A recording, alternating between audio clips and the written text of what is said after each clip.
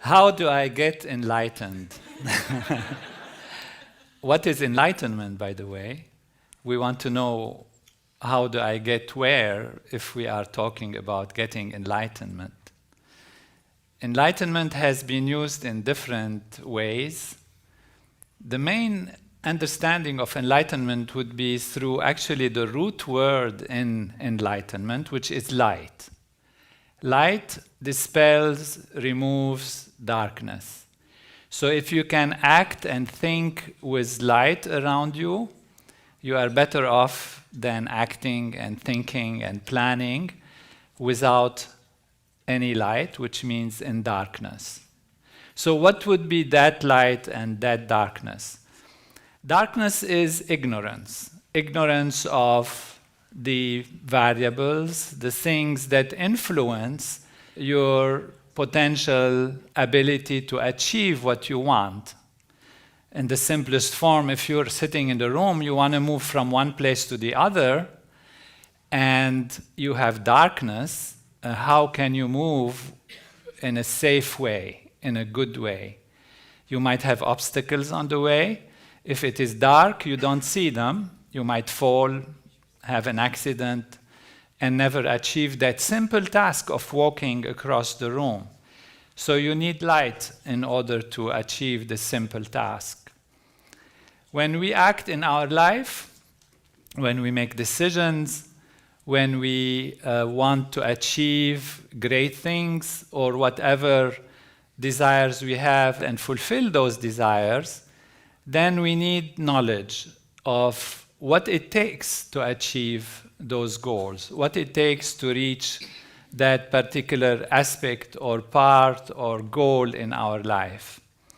And the more we know, the better we are equipped to reach our goal and be successful in our achievement, be it in relationships, friendships, family life, vocation, deciding about what to do in the next year or where to go to college or how to fulfill our life and be happy or how to be spiritually fulfilled, achieve the goal of what life is, and what is the goal of life anyway, where are we going?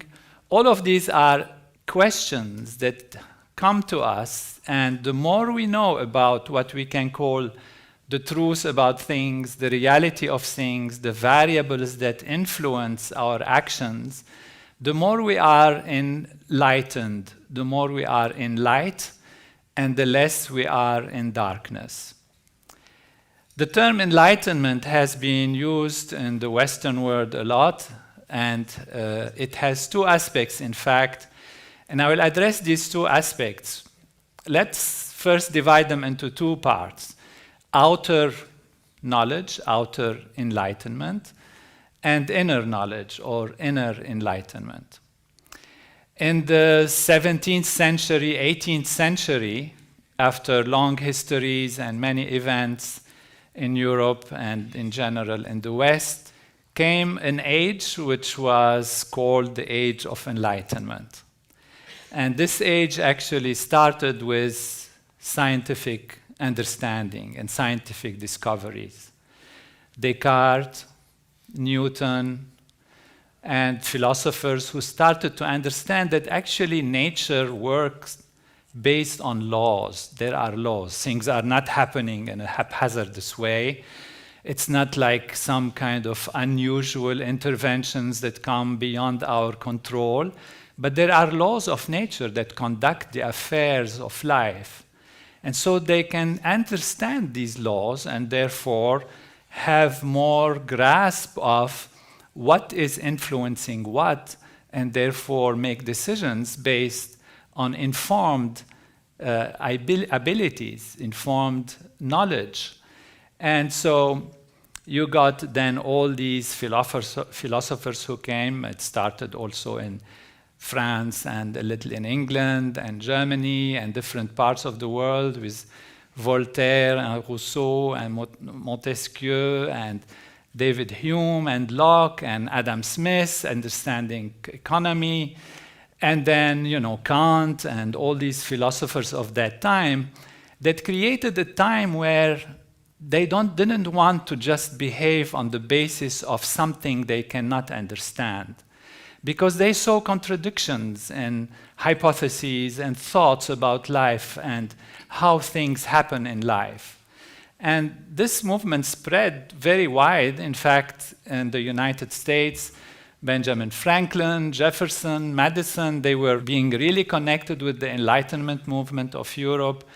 And the Constitution of the United States was a lot based on these ideas of using logic, using reason, understanding the laws of nature so we can do things. And this has given us huge abilities to progress and to grow and to study nature, and a lot of energy and input has been put and a lot of money has been spent on science because it was the way of logic and the way of reason and the way of making decisions that make sense.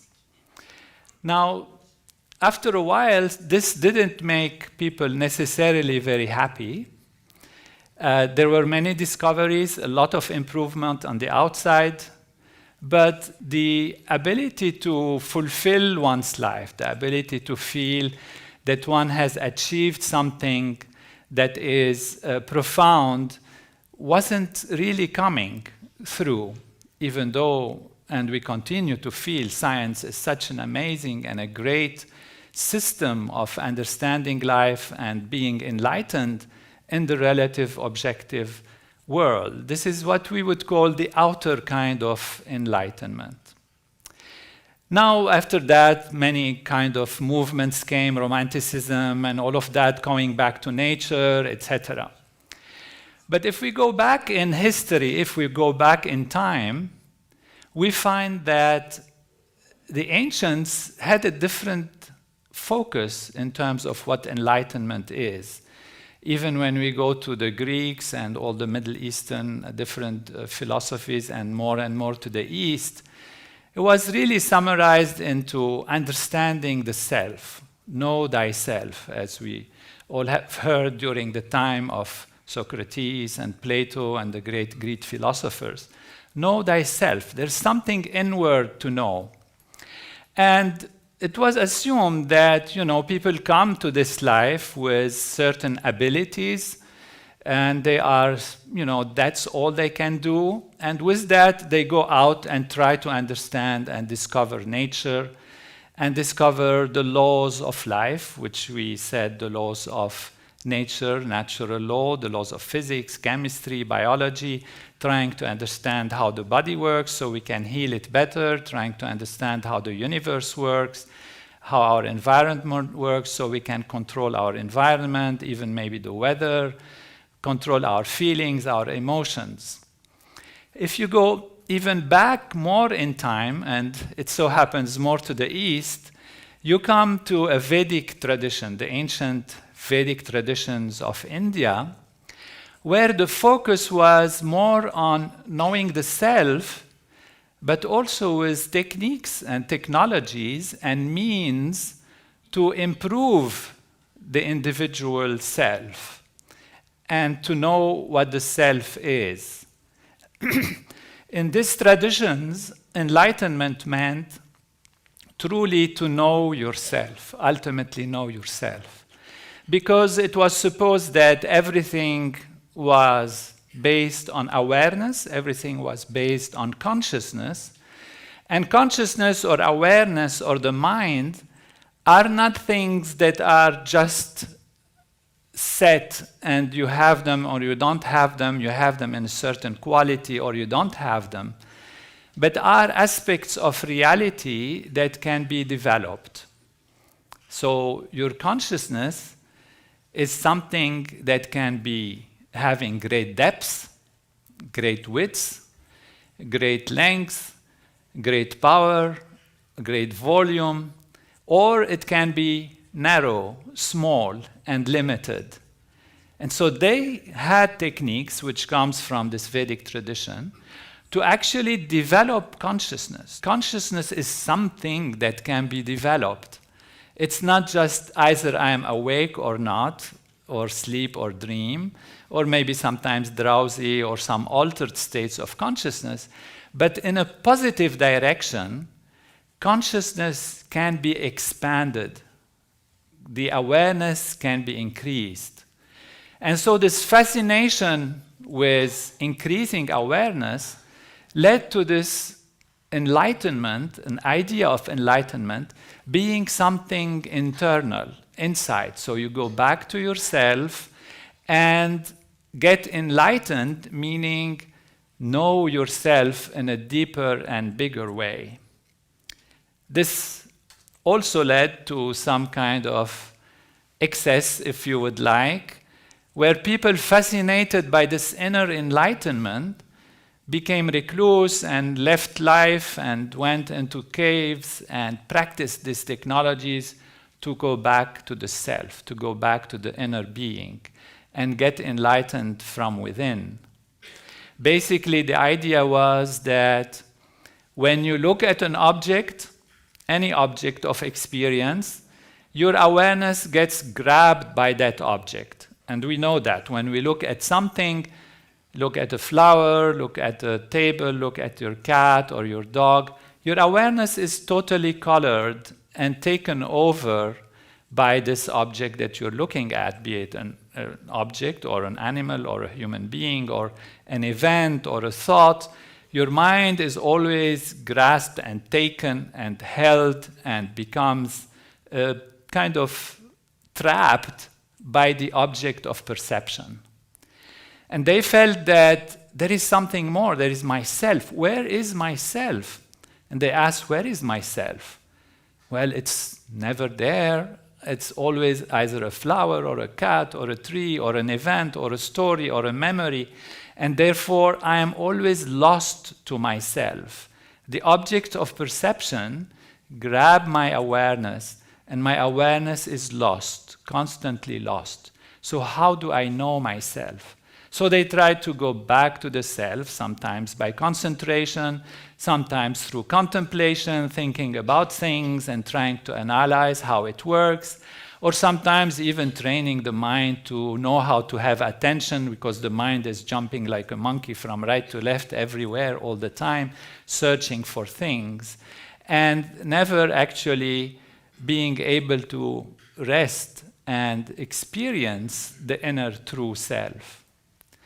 The ancient Vedic scholars had the thought that, of course, this is not just for the pleasure or the joy during a few moments to develop oneself, but it had practical implications. And the main practical implication was actually to be happy, to be satisfied, and to be fulfilled. However, this was creating like a dichotomy of reality. The inner enlightenment is great. It seems to lead to some inner happiness, but it seemed to require going into the Himalayas or into some caves and renouncing about everything and, developing intensely and intently and all these very hard, even techniques sometimes and difficult ways that you have to renounce so many things in order to come back to the self and experience the self. On the other hand, we had the objective approach, the Western approach, where enlightenment meant use your logic, use your reason, use your scientific findings, try to understand the laws of nature. But there are so many laws of nature that in their application in so many fields, in so many ways, it's impossible to measure at every moment in your life what is acting on my decision today, from yesterday, from my neighbor, from the circumstances in my town, in my city. What is happening? What is working together to make this specific situation understandable to me? What are the variables involved? And science is not able to study many, many variables at the same time. The scientific method requires that you isolate things and then study them one by one. Otherwise, you wouldn't know what is influencing what and how things are happening. And therefore, this fragmented approach led to inability to really completely, fully grasp the reality of things. In the 1950s and 60s mainly, came from the ancient Vedic tradition, a great sage, Maharishi Mahesh Yogi, who comes directly from the Vedic tradition, from his teacher, Brahmananda Saraswati, the Shankaracharya of Jyotirmat, and brought a knowledge that is very profound. First, he explained that enlightenment, even on the inner level, does not require a difficult path. It's not a difficult path. Enlightenment on the inner level is not only for recluse people who live life and go there. That enlightenment is for everyone, and that enlightenment, inner enlightenment, is very easy. What he also explained, and it was very profound, that enlightenment actually is for action, is for greater productivity, is for greater understanding of the outer world. And basically what he said is, we have knowledge of the laws of nature, and we can try to understand nature more on the outer objective level. But if the knower herself or himself has not expanded their awareness, then their ability to know remains very limited. And since we have technologies and ways to expand the container of knowledge, then we can, through this inner enlightenment, make the individual more capable of living outer enlightenment. And that means being able to live in a way that is productive, that allows them to achieve their goals on the outside, and not be at all on the level of just recluse and inner life and hiding from things, but actually plunging into activity even helps to stabilize within us this inner enlightenment. Otherwise, inner enlightenment remains aloof and distant from productivity. And he said that this is one of the problems that has been encountered even in India at that time and in the Eastern traditions in some ways, in some sense, is that they detach themselves from productivity, from being effective, from the outer world. And that is not at all necessary.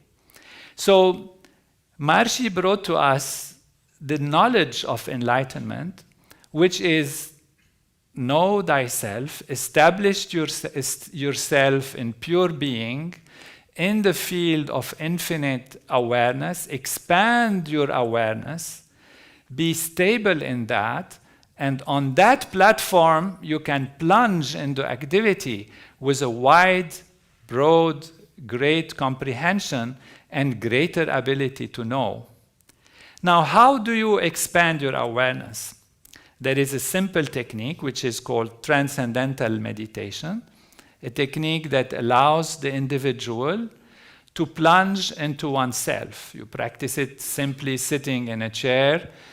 It's a very simple technique. You close the eyes, and then there is a technique that allows the mind, which is desiring always to go for more and more, but instead of during this time of meditation going towards the outside, it is allowed to go towards the self, which is more than the most. And the Vedic tradition had that understanding that the entire universe is made out of a field of consciousness, which is called pure being, pure consciousness, pure awareness, and it is that field which manifests into all the different aspects of creation and all the surface aspects of reality.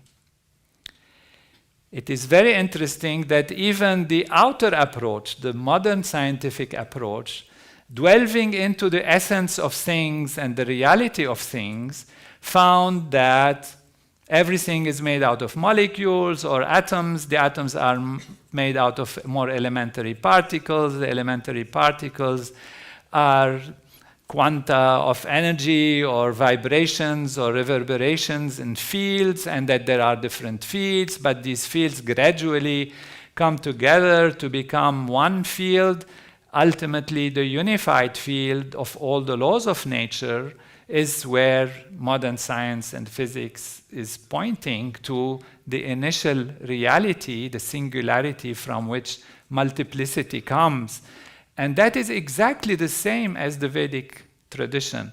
So it was a joy for Maharishi to say that the ultimate objective approach, which is the study of nature and reducing things, the reductionist approach to reduce things into their elementary particles, their elementary energy, their elementary fields, and ultimately the unified field, has come to the same conclusion as the ultimate subjective approach, which is the inward stroke going towards the self and finding that everything comes from my inner being, from my inner self. And so here is West and East joined together and shake hands in enlightenment. Now, how do I get it? What to do for it? It's very, very simple. Through the practice of transcendental meditation, the mind settles down. Now, what is preventing me from being enlightened today? What is making my consciousness narrow? What is not allowing me to live life in fullness and happiness? We call it stress. Stress here is used as a general term. It sits on your nervous system, it sits on your physiology, and it becomes like a filter and the dirt or whatever it is that prevents the sunshine of enlightenment, that prevents the light of pure being, the light of pure consciousness from shining in its total reality.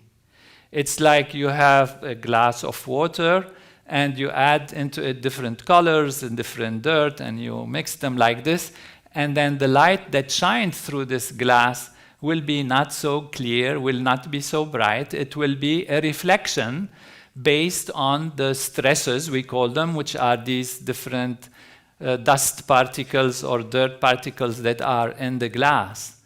Now, these are what are preventing our nervous system from living its full potential. And when the mind settles down, because it is the nature of the mind to go towards greater happiness, and because the inner self is more than anything, it's more than the most, it's the unified field of natural law, during transcendental meditation, the mind dives towards that reality, and by experiencing deeper and deeper level of ourself, we are getting more and more enlightened. We are establishing ourselves in what we call self-realization. We are realizing ourselves more and more. And we reach another level of what enlightenment is, and the definition of enlightenment. We reach freedom. In the ancient Vedic tradition, it's called moksha, liberation. Liberation from what? We used to be bound by the object of perception. We used to be a slave of the things we see. We lose our whole inner infinite pure being for little objects of observation, for little worries, for little things we want. We lose all of that for small things. Liberation means to be free from the objects of perception, from the outer values, and experience the unbounded inner freedom of the self.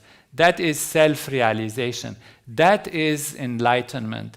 But this enlightenment does not make us lethargic, does not make us unable to act. And scientific research has shown that those who practice transcendental meditation have better behavior, greater achievement, better grades at school for the children, and improvement in all areas of life, including improvement in the human physiology. Because the progress towards enlightenment requires the removal of this dust and dirt that we talked about, that we have called stress.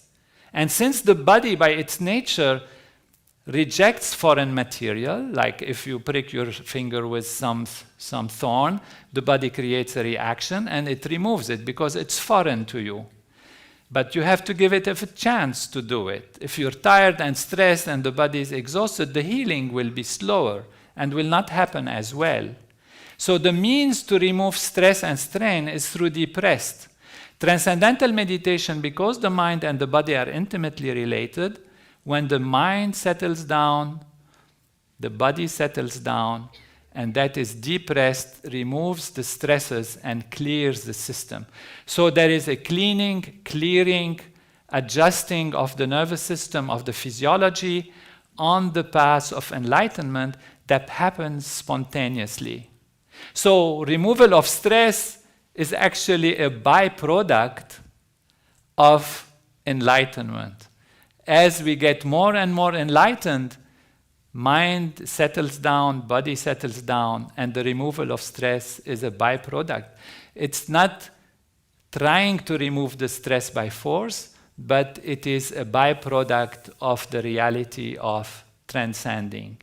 So transcendental meditation gives us that ability to get enlightened inside and to live life in its fullness on the outside through transcending, which means to transcend is to go beyond the surface level. The mind is like an ocean, surface level is agitated. As you go deeper and deeper, it settles down, and when you reach the depths of the ocean, it's completely quiet and silent. And our inner deep self is infinite pure silence and pure bliss in fulfillment. This is enlightenment. It is very easy and it's very simple, and it does not contradict. To the contrary, it is in tune with a very active, progressive, dynamic, creative life on the outside. So inner and outer enlightenment is something we can truly achieve. And I have some questions here that come to me. This is one from India, from Vaishnavi. What does a person look like that is enlightened? He might look like any other person, but inside is full of peace and happiness and is fulfilling his or her dreams and visions and acts in accordance with natural law, which means fulfills his desires or her desires, at the same time is not in friction or contradiction with the desires of everyone in society. Very good. Since it comes from India, it says in the Bhagavad Gita that it is not possible to know from the outside really what level of enlightenment one is. And there are levels and grades of enlightenment. When you learn the Transcendental Meditation program, you learn that there is transcendental consciousness, cosmic consciousness, God consciousness, and unity consciousness. And these are different levels of depths of enlightenment, which in another discussion we can go through. So the outer behavior can be the same, but naturally the person will be more peaceful, more happy, more full. They will be more wise. But they can be anything. They can be a taxi driver, they can be a doctor, they can be a philosopher, they can be a painter. It doesn't matter the outer activity.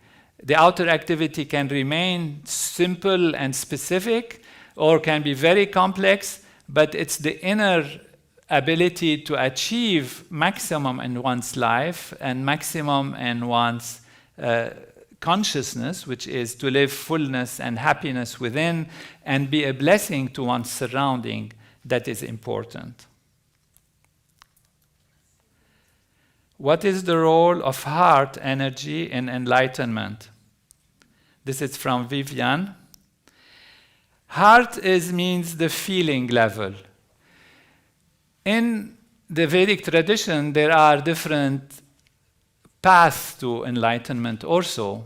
And this gives me the opportunity to mention them. You can have, in general, enlightenment is the ability to be unified, to know the unity of life, the fact that things are not dislocated, but there is a greater unity between outer and inner and between everything. So there is law, there is order, and this unity actually is, the term unity is yoga.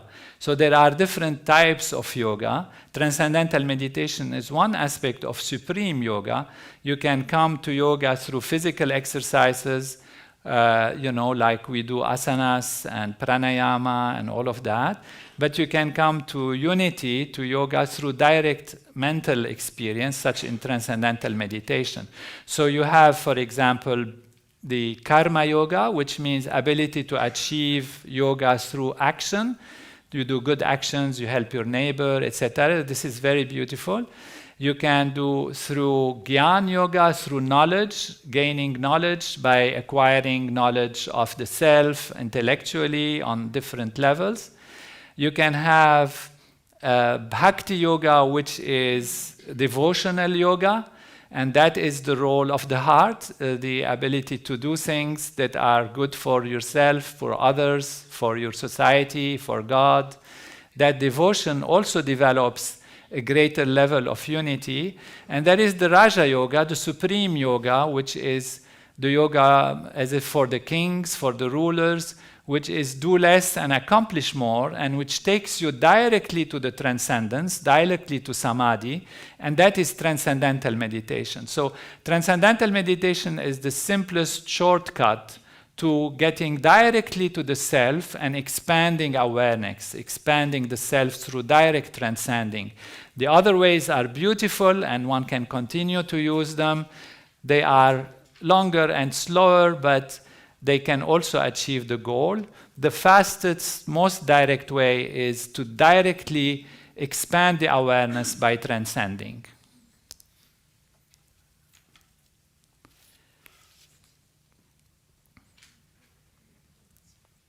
How long does it take to achieve enlightenment? This is a question from an enlightened name. Emmanuel is an enlightened name. It really depends on the individual, Emmanuel, and that is, if you start with a very stressed nervous system, it might take a little longer.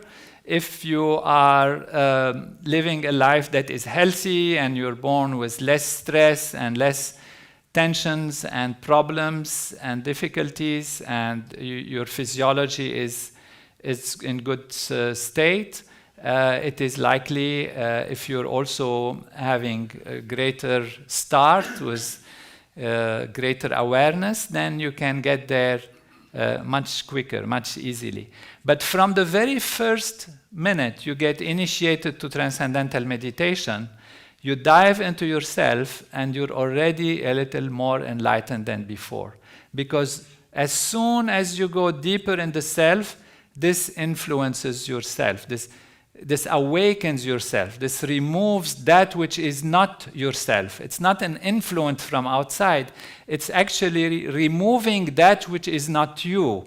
That is what happens in transcendental meditation. Some people sometimes think, oh, we are transforming the person, changing them into something else. What we're doing is removing the things that have changed the person into something they are not. And this is the stress.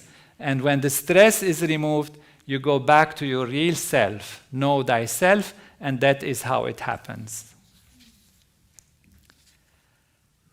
From the US, Christian is asking, would someone who achieves enlightenment still desire anything?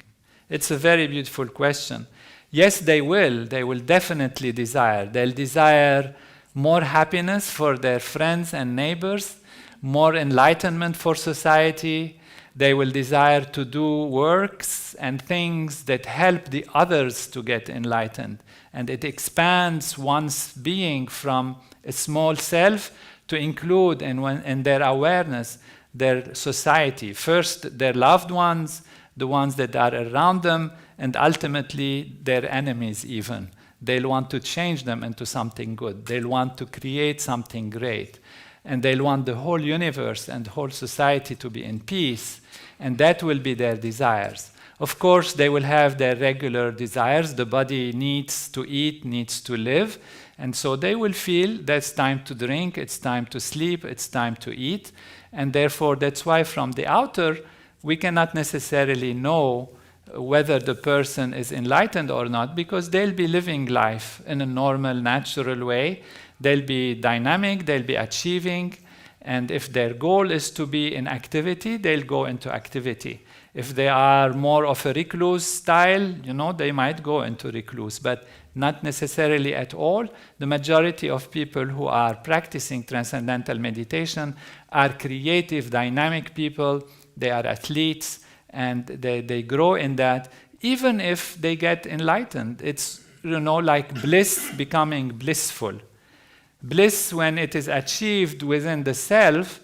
Maharishi used to use an analogy which is very simple. He said, if you sit in a hot bath, in a hot tub, and there is warmth around you, the warmth is there. If you move, then you feel it more. You feel the waves of warmth. And so activity actually allows the bliss to become blissful. You then feel the bubbles of bliss, and therefore there will always be this desire to act, but these desires will be in accordance with natural law, in accordance with the evolutionary powers of natural law. Do any teaching from Jesus suggest or align with the practice? This is from Amy. I personally feel that all the teaching of Jesus align with the practice. Basically, Jesus' main teaching is you seek the kingdom of heaven, which is within you, and all else will be added unto you.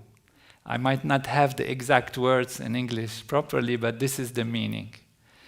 And therefore, seek the kingdom of heaven, and all else will be added unto you. And then someday they talked to Jesus and asked him, or there was a discussion about the kingdom of heaven. And he said, the kingdom of heaven is within you. It's within you. And therefore, to go within is the ultimate teaching, and to seek that inner peace and inner happiness, and then be able to give that for others is most profound. And people who practice transcendental meditation, sometimes the question comes, I am not interested in myself. Enlightenment is a personal thing. I want to help my society. I want to help others. I want to give to others. And the thing is, you can only give what you have. If you have pain, if you have fear, if you have suffering, you end up giving pain and fear and suffering. There is no point if somebody is suffering to sit next to them and start suffering with them. Because you had one person suffering, now you have two people suffering. So you didn't improve very much the situation. If somebody is suffering, you better gain in strength and happiness and bring them strength, give them happiness, give them hope, raise them above their suffering. And that is by improving oneself and being strong oneself, then we can give to others, then we can improve others, then we can raise others to inner peace and inner happiness and greater achievement. Jamie says, do you know if you are enlightened? When you are enlightened, you know there are symptoms of inner strength, inner stability. You never lose the self. See, when you practice transcendental meditation, the mind settles down, and at one moment, it loses everything. There is no thoughts, no images, no feelings, nothing. You just experience pure consciousness. It's not you're sleeping because you are there, but there is nothing else there except yourself. If you don't experience it, it's really difficult to imagine. What could it mean? It is consciousness, pure consciousness, sitting by itself, on itself, in itself, with itself, and nothing else is there. And that experience is your real inner self. So you transcend. When you transcend, you experience that unbounded ocean of being, unbounded ocean of pure existence, the self, the inner self. When you go out into activity, this inner self is more with you than it was before, because you just transcended, you just dip yourself into that reality, you know what it is, and now you go out and you have it a little more. You don't try when you are in activity to be aware of yourself. It's like mood making. We don't do that. When you go out into activity, you act, you think of action, but you have that inner silence more and more stable within you. With time, what happens is, with the familiarity in this inner self, this inner unbounded ocean of pure being, remains with you all the time. So no matter what you're doing, you seem to be going and rushing and running and doing things and planning things and acting and correcting and adjusting and all of that, but your inner self, your unbounded peace, your inner peace is never lost. That's the first level of enlightenment. In the Transcendental Meditation movement, we call it cosmic consciousness. Maharishi has given it this name. So you give a cosmic aspect of life where the inner is never lost to the outer. And so you know this. You really know this when you are there.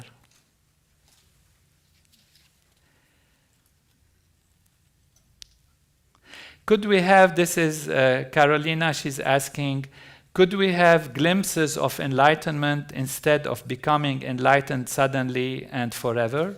Absolutely, absolutely. And that's what we said, that even from the very first instruction in meditation, people feel something different. They feel a depth that is new.